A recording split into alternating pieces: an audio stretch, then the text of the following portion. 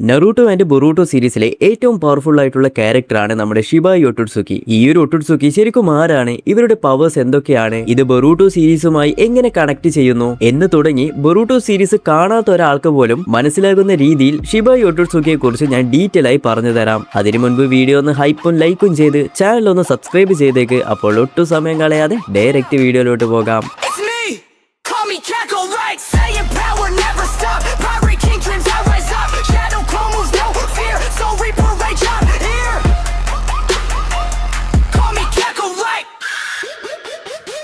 Okay, ഇവിടെ നമുക്ക് ഓരോ ക്ലാൻ നോക്കിക്കഴിഞ്ഞാൽ ആ ഒരു ക്ലാനിൽ ഒരു ലീഡർ ഉണ്ടാകും. ഇപ്പോൾ എക്സാമ്പിൾ ഉച്ചിഹയുടെ ലീഡർ ആയിട്ടുള്ള മാദറ ഉച്ചിഹ, അതുപോലെ തന്നെ സെഞ്ചു ക്ലാനിന്റെ ലീഡർ ആയിട്ടുള്ള ഹാഷിരാമ സെഞ്ചു, ഇതുപോലെ. എന്നാൽ ഇവിടെ ഒട്ടുട്സുക്കി ക്ലാനിന്റെ ലീഡർ അല്ലെങ്കിൽ ഒട്ടുട്സുക്കി വംശത്തിന്റെ ലീഡർ എന്ന് പറയുന്നത് നമ്മുടെ ഷിബായി ഒട്ടുട്സുക്കിയാണ്. ഇനി ഈ ഒരു ഒട്ടുട്സുക്കി ആരാണെന്ന് ചുരുക്കി പറഞ്ഞാൽ എർത്ത് പോലെ മറ്റൊരു പ്ലാനറ്റിൽ ജീവിക്കുന്ന ഹ്യൂമൻസിനെ പോലെയുള്ള മറ്റ് ക്രിയേച്ചേഴ്സ് ആണെന്ന് അല്ലെങ്കിൽ മോർട്ടൽ ആണെന്ന് നമുക്ക് പറയാം. പക്ഷേ ഈ ഒരു ഒട്ടുട്സുക്കി നമ്മുടെ ഹ്യൂമൻസിനെ വെച്ച് കമ്പയർ ചെയ്യുമ്പോൾ വളരെ അധികം ഓവർ പവർഡ് ആണ്. പലതരത്തിലുള്ള പവേഴ്സും ഇവർക്കുണ്ട്. ഇനി ഇവർ എന്താണ് ചെയ്യുന്നതെന്ന് നോക്കിക്കഴിഞ്ഞാൽ, അതായത് ഹ്യൂമൻസ് പോലുള്ള ജീവനുള്ള പ്ലാനറ്റിൽ പോയി ആ ഒരു പ്ലാനറ്റിന്റെ എനർജി വെച്ച് ഒരു ഡിവൈൻ ട്രീ ക്രിയേറ്റ് ചെയ്യും. ആ ഒരു ഡിവൈൻ ട്രീയിൽ നിന്നും ഒരു ചാക്ര ഫ്രൂട്ട് എന്ന് പറഞ്ഞിട്ടുള്ള ഒരു ഫലം കിട്ടും. ആ ഒരു ഫ്രൂട്ട് നമ്മൾ ഒട്ടുട്സുക്കി കഴിക്കുമ്പോൾ നേരത്തെ ഉള്ളതിനേക്കാളും അത്രയധികം ഓവർ പവർഡ് ആയിട്ട് മാറും. ഇതിനു വേണ്ടിയാണ് ആദ്യം നമ്മുടെ കാഗുയ നറൂട്ടോ സീരീസിൽ എർത്തിലേക്ക് വരുന്നത്. പിന്നീട് ബൊറൂട്ടോ സീരീസിൽ നോക്കിക്കഴിഞ്ഞാൽ മോമോഷിക്കി ആൻഡ് ഇഷിക്കിയും ഇതേ ആവശ്യത്തിന് വേണ്ടിയാണ് കൊനഹയിൽ എത്തുന്നത്.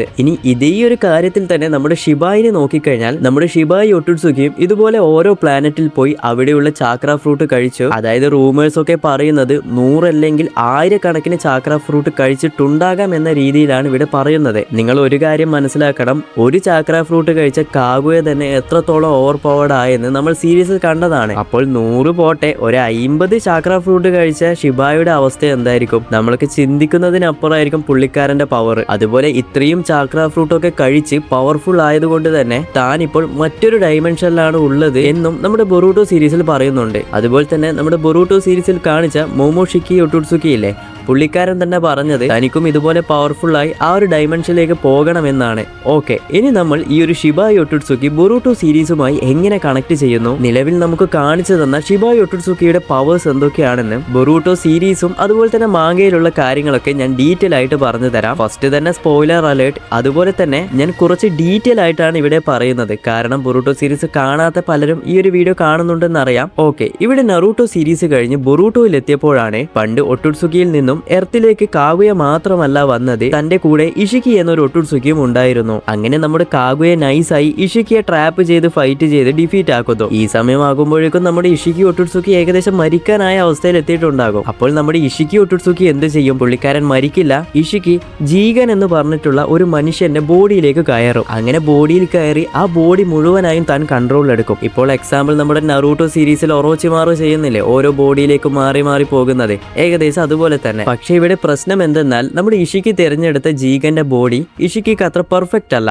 അതുകൊണ്ട് തന്നെ ജീഗന്റെ ബോഡി വളരെയധികം വീക്ക് ആകാൻ തുടങ്ങും. ഒരു സമയം എത്തുമ്പോഴേക്കും പുള്ളിക്കാരൻ മരിക്കുമെന്ന അവസ്ഥയിൽ വരെ എത്തും. അപ്പോൾ ഇങ്ങനെ പോയി കഴിഞ്ഞാൽ ജീഗന്റെ ബോഡി വീക്കായി നമ്മുടെ ഇഷിക്ക് മരിക്കാൻ ചാൻസ് ഉണ്ടെന്ന് ഇഷിക്കിക്ക് മനസ്സിലാകും. അപ്പോഴാണ് ഇവിടെ കാറ ഗ്രൂപ്പ് എന്ന് പറഞ്ഞിട്ടുള്ള ഒരു ഓർഗനൈസേഷനെ ഇവിടെ കാണിക്കുന്നത്. ഇതിലെ മെയിൻ ക്യാരക്ടറാണ് നമ്മുടെ അമാഡോ എന്ന് പറഞ്ഞിട്ടുള്ള സയന്റിസ്റ്റ്. ഇപ്പോൾ നറൂട്ടോ സീരീസിൽ ഒട്ടുട്സുക്കി എന്ന് പറയുന്നില്ലേ, അതുപോലെ ബൊറൂട്ടോ സീരീസിൽ കാറ ഗ്രൂപ്പ് എന്ന് വേണമെങ്കിൽ പറയാം. അപ്പോൾ ഈ ഒരു കാറ ഗ്രൂപ്പിലെ അമാഡോ എന്ന് പറയുന്നത് ഒരു സയന്റിസ്റ്റ് ആണ്. പുള്ളിക്കാരൻ എന്ത് ചെയ്യും? നമ്മുടെ ഇഷിക്കിയെ ഹെൽപ്പ് ചെയ്യാമെന്ന് പറയുന്നു. അതായത് ഇവിടെ ഇഷിക്കിക്ക് വേണ്ടി നല്ലൊരു ഹ്യൂമൻ ബോഡി കണ്ടുപിടിക്കണം. അതുകൊണ്ട് നമ്മുടെ അമാഡോ എന്ത് ചെയ്യും? ഓരോ ആൾക്കാരെ ഇങ്ങനെ പിടിച്ചു വെച്ച് അവരെ എക്സ്പെരിമെന്റ് ചെയ്ത് സൈബോർഗ് ആക്കി മാറ്റും. അതിന് എക്സാമ്പിൾ ആണ് നമ്മുടെ കോഡ്. എന്നാൽ ഈ ഒരു സയന്റിസ്റ്റ് ആയിട്ടുള്ള അമാഡോ ഇല്ലേ, അമാഡോ ഓരോ ആൾക്കാരെയും ഇങ്ങനെ എക്സ്പെരിമെന്റ് ചെയ്ത് അതായത് സൈബോർഗ് ആക്കുന്ന സമയത്ത് ഈ ഒരു അമാഡോ ഷിബായി ഒട്ടുട്സുക്കിന്റെ സെൽസ് ഇവരുടെ ബോഡിയിൽ ഇംപ്ലാന്റ് ചെയ്യുന്നുണ്ട്. ഓക്കെ, എനിക്ക് മനസ്സിലായി. നിങ്ങൾക്ക് ഇപ്പോൾ തന്നെ സംശയം വരും, നമ്മുടെ അമാഡോയ്ക്ക് എങ്ങനെയാണ് ഷിബായി ഒട്ടുട്സുക്കിയുടെ ആ ഒരു സെൽസ് കിട്ടിയത്? ഞാൻ പറഞ്ഞു തരാം. അതായത് ഈ ഒരു കാറ ഗ്രൂപ്പ് എന്ന് പറയുന്നത് വേൾഡ് മൊത്തത്തിൽ രഹസ്യമായി പോകുന്ന ഒരു ഓർഗനൈസേഷൻ ആണ്. അങ്ങനെ ഇവർ റിസർച്ച് ചെയ്യുന്നതിന്റെ ഇടയിലാണ് പെട്ടെന്ന് ഇവർക്ക് ഷിബായി ഒട്ടുട്സുക്കിയുടെ ബോഡി കിട്ടുന്നത്. അതായത് ഇവിടെ പറയുന്നത് എന്തെന്നാൽ ഷിബായി ഒട്ടുട്സുക്കി ഇവിടെ എർത്തിലേക്ക് വന്നിരുന്നു, പിന്നീട് അതിനുശേഷം തന്റെ ബോഡി ഉപേക്ഷിച്ച്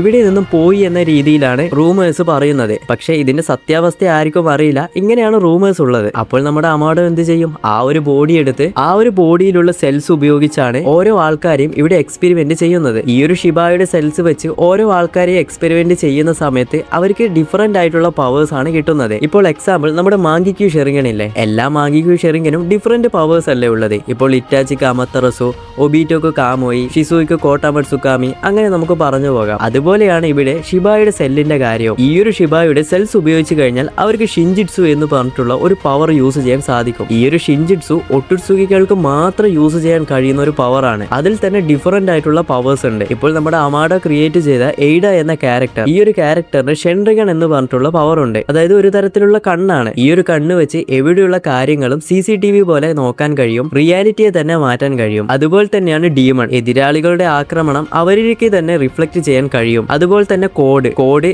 ആ ഒരു ഒട്ടുത്സുക്കി ലെവലിൽ പവർഫുൾ ആകുന്നു. അതായത് ഇവർക്ക് ഡിഫറെന്റ് ആയിട്ടുള്ള പവേഴ്സ് ആണ് കിട്ടുന്നത്. സത്യം പറഞ്ഞു കഴിഞ്ഞാൽ ഷിബായി ഒട്ടുത്സുക്കി എന്ന് പറഞ്ഞിട്ടുള്ള ഒരു ഗോഡ് ലെവൽ ക്യാരക്ടർ ഉണ്ട് എന്ന് മാത്രമാണ് നമുക്ക് നിലവിൽ അറിയുകയുള്ളൂ. സീരീസിലും മാങ്കയിലും ഞാൻ ഈ പറഞ്ഞ കാര്യങ്ങൾ മാത്രമേ നിലവിൽ പറഞ്ഞു തന്നിട്ടുള്ളൂ. ഇതിന്റെ ഇടയിൽ മറ്റേ കർമാമാർക്ക്, കർമ്മ സീൽ എന്നൊക്കെ പറഞ്ഞ ഒരുപാട് കാര്യങ്ങളുണ്ട്. അതൊക്കെ പറഞ്ഞ് ഞാൻ കുഴപ്പിക്കേണ്ട എന്ന് വിചാരിച്ചിട്ടാ. അതുപോലെ തന്നെ ഇഷ്ടംപോലെ റൂമേഴ്സും ഫാൻ തിയറീസ് ഒക്കെ ഒരുപാടുണ്ട്. അത് ഞാൻ ഇവിടെ വലിച്ചു പറയണ്ട എന്ന് വിചാരിച്ചിട്ടാ. കാരണം അതൊന്നും ശരിയാകണം എന്ന് പോലും ഇല്ല. അപ്പോൾ ഇത്രയൊക്കെ കാര്യങ്ങളാണ് നമുക്ക് നിലവിൽ ഷിബായി ഒട്ടുത്സുകിയെ കുറിച്ച് നമുക്ക് കാണിച്ചു തന്നത്. വീഡിയോ അവസാനം വരെ കണ്ടിട്ടും ലൈക്ക് ചെയ്യാതെ പോകരുത്. ഇതുപോലുള്ള ആനിമി കണ്ടന്റിന് വേണ്ടി ചാനൽ സബ്സ്ക്രൈബ് ചെയ്യാനും മറക്കരുത്. അപ്പോൾ ഷിബായി ഒട്ടുത്സുകിയെ കുറിച്ച് നിങ്ങളുടെ അഭിപ്രായം എന്തായാലും കമന്റ് ചെയ്യൂ. അതുപോലെ അടുത്തൊരു വീഡിയോയുമായി പിന്നെ വരാം.